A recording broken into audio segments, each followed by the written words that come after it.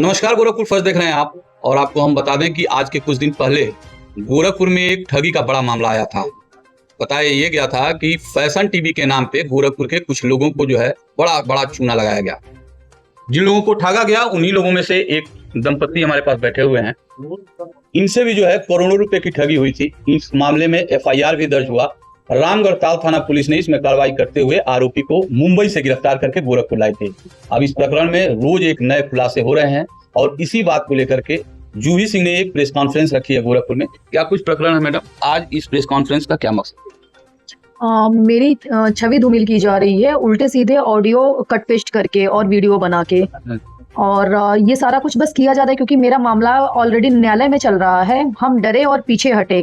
Phone करके, message करके धमकी भी बच्चों की दी जा रही है, जो हम आप लोग को अभी अभी प्रोवाइड कर देंगे। ये एक ऐसा व्यक्ति है जिसपे अनगिनत अपराध हैं और कई जगह से इसके ऊपर मुकदमे हैं। जैसे जैसे हम लोग इस केस में आगे बढ़े, 10 से 15 लोग जो इससे पीड़ित हैं, वो हम लोग के कांटेक्ट पीड़ित तो इससे काफी लोग हैं, लेकिन जो हमको जानकारी मिल पाई, जो हमसे कांटेक्ट हो पाए, वो 10-15 लोग हैं जिनकी एफआईआर की कॉपी भी हमारे पास रखी हुई है। और इसके पे अनेकों अपराध है जिसकी ज्यादातर जानकारी हमारे बंसल जी के पास है। एक जी आपने कहा कि आपकी छवि को धूमिल करने की बात हो रही है। जी, छवि आपकी धूमिल होगी तो फायदा किसे पहुंचेगा? इससे डायरेक्ट फायदा होना है काशिफ खान को, क्योंकि ये उल्टे सीधे अफवाह हमारे बारे में फैला रहा है ताकि मैं डरूं, मैं पीछे हटूं। वरना जहां मैटर हम लोग का चल रहा है, 4 साल की बच्ची है मेरी, उससे क्या इनका बात हो सकता है जिसके बारे में ये बच्चों का धमकी दे रहे हैं? बच्चा क्या बिगाड़ा है किसी का? नहीं तो काशिफ खान तो जेल में है, तो फिर वो कैसे? उनके लोग दे रहे हैं। मेरे पास ऑडियो भी है जिसमें उन्होंने फोन करके मुझे ये धमकी दिया है। और ये अमित ओझा है, इन्होंने व्हाट्सएप पे व्हाट्सएप पे नहीं, किसी मैसेज पे आया है मेरे, और पता नहीं कैसे आया है। ये वही भेजे हैं, इंटरनेट के जरिए आया है। अच्छा, आपके बगल में जो बैठे हैं सब, क्या नाम है सर आपका? जी मान्यवर, मेरा नाम विकास बंसल है और मैं दिल्ली का रहने वाला हूँ। अच्छा, आप यहाँ गोरखपुर में आए हैं, इसी प्रकरण को लेकर के आए हैं? हाँ, इस प्रकरण को लेकर मैं इस प्रकरण का गवाह भी हूँ।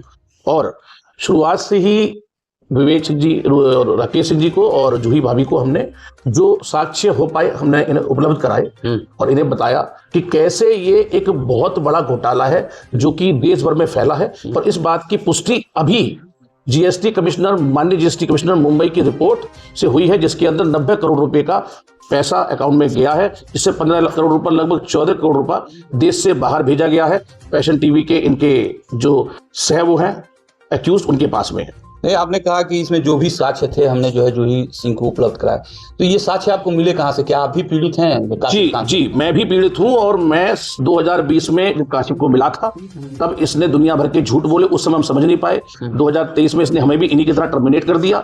उसके बाद फिर हम दुनिया भर में साक्ष्य इकट्ठे करते रहे। हमने दिन रात एक किया और हमने प्रण लिया कि हम न्याय की लड़ाई स्वयं की भी लड़ेंगे और देश भर के जो पीड़ित भाई बहन हैं उनको साथ लेके उनके साथ भी न्याय की लड़ाई लड़ेंगे। ये मेरा वचन है और मैं इसको निभाऊंगा। अच्छा, अभी काशिफ खान से जो है कितने लोग पीड़ित हैं? आपने अभी तक जो बताया कि हम जितने देश भर में रहेंगे सबको इकट्ठा। जी, तो कितने इकट्ठे हो पाए हैं, कितने लोग पीड़ित हैं और कितने क्या फिगर होगा जिसमें जो है घोटाला हुआ है या ठगी हुई है? बिल्कुल, आप ठीक कह रहे हैं। तो सबसे पहले मैं संख्या बता दूं पीड़ितों की। लगभग मेरे पास 50 से अधिक एग्रीमेंट हैं। और एक अमित ओझा नाम के मैंने भी देखे, मीडिया कर्मी होंगे, आपके सहयोगी होंगे, आप सब जानते होंगे, जो यूट्यूब पे कह रहे हैं कि भाई व्यापार जिहाद कह रहे हैं। व्यापार जिहाद कैसे कह दिया? तो मुझे इस बारे में नहीं पता। मुझे सिर्फ इतना पता है कि मेरे पास जो भी एग्रीमेंट हैं वो सब हिंदू भाइयों के हैं। प्लस कुछ मेरे पास ऐसे भी डॉक्यूमेंट हैं जिसमें इन्होंने हिंदू युवा युवतियों को अपना एजेंट बनाया, उनसे कहा बेचो, पैसे देंगे, और बेचने के बाद उन्हें पैसे नहीं दिए। ऐसे भी डॉक्यूमेंट बहुत सारे हैं जो मैंने इकट्ठे किए हैं। उसके अलावा मुझे ये भी तथ्य जानने में आया कि यह जो राइट है भारत में, ये ललित मोदी जी के हैं,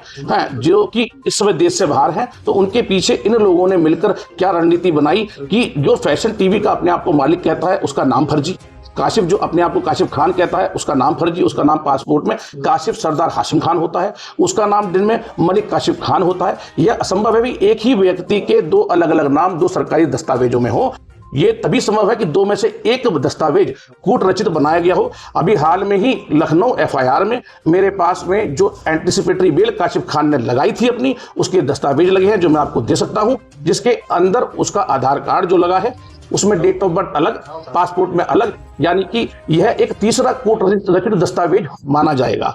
तो इस मैटर में जो जीएसटी कमिश्नर की रिपोर्ट है, अब उसमें 90 करोड़ रुपए एक फर्म के अकाउंट्स में आए 5 साल में। मेरे पास 35 फर्म है। अब सवाल यह कि एक में अगर 90 करोड़ रुपए आए तो भाई लोग 35 में कितने आए होंगे, आप खुद ही आकलन लगा लें मान्यवर। तो ये बहुत बड़ा घोटाला है। इसके अंदर अगर सही जांच की जाए तो मैं समझता हूं कि एक देश का बहुत बड़ा पैसा जो शायद हजारों करोड़ों में हो, विदेश में कहां कहां भेजा गया संगठित रूप से, वह सब देश वापस लाया जा सके, हमारे पीड़ितों को वापस किया जा सके, हमारे देश की जनता को दिया जा सके और हमारी आवाम के काम आ सके। ये मैं विनती करूंगा मेरी मीडिया भाइयों से। जूही मैम, आपसे सवाल रहेगा कि आप जो है कासिफ खान के संपर्क में कैसे आई? वो मुंबई में रहता है, आप गोरखपुर में हैं, कैसे संपर्क किया और कैसे जो है आप ठगी एक हो? वैभव मनी त्रिपाठी जो कि अभी जेल में है, वो हमारे संपर्क में थे। हमारे हस्बैंड के साथ उनका बातचीत था, घर पे आना, बातचीत करना, काफी अच्छे से रहते थे। उन्होंने ऑफर किया कि मैं एक क्लब खोलने जा रहा हूँ, ऐसे वैसे करके। हम लोग पहले मना किए कि भाई दूर है, कानपुर है, मैं देख नहीं पाऊंगी,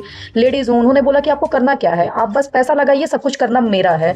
हम लोग विश्वास करके उन पैसे लगा दिए, सब कुछ चलता आया। उसके बाद देखा जा रहा है कि वहाँ सब कुछ फेक लग रहा था।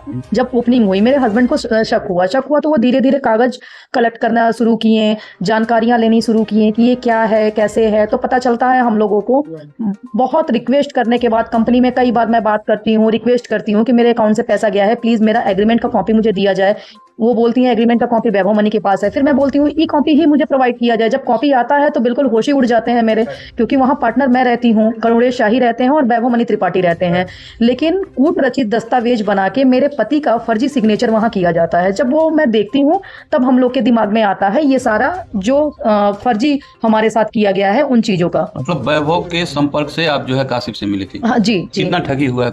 मेरा टोटल मिला के 1 करोड़ की ठगी हुई है। अच्छा, अभी तो FIR हो गया, कासिफ या वैभव दोनों जेल में हैं। जी। आपको क्या लगता है कि अभी भी आपको कहीं इंसाफ मिलने में कहीं रुकावट है, या कोई लोग हैं जो आपको इंसाफ के लिए रोक रहे हैं? नहीं, हमें प्रशासन पे पूरा विश्वास है, हमारे माननीय न्यायालय पे विश्वास है कि जो सही होगा वो उसका साथ देंगे। क्योंकि हमारे पास इतना डॉक्यूमेंट्स है, जिस चीज की जरूरत पड़े वो मेरे से मांगा जा सकता है, मैं उनको प्रोवाइड करूंगी और वो सब कुछ देखें, क्योंकि इनके पे एक नहीं अनेक मुकदमे हैं। चलिए ठीक है।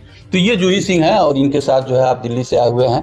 कुल मिलाकर के 1 करोड़ रुपए की ठगी हुई है, FIR भी दर्ज हुआ है, आरोपी जेल भी गए हैं। लेकिन अब इसमें नया मामला ये है कि इनकी छवि को खराब करने के लिए गोरखपुर के कुछ लोग उन लोगों से मिले हुए हैं और लगातार छवि खराब करने का प्रयास किया जा रहा है। इस पूरे खबर पे आपकी क्या होगी प्रतिक्रिया, कमेंट में जरूर बताइएगा। बाकी अन्य खबरों के लिए बने रहे हमारे साथ और देखते रहें गोरखपुर फर्स्ट।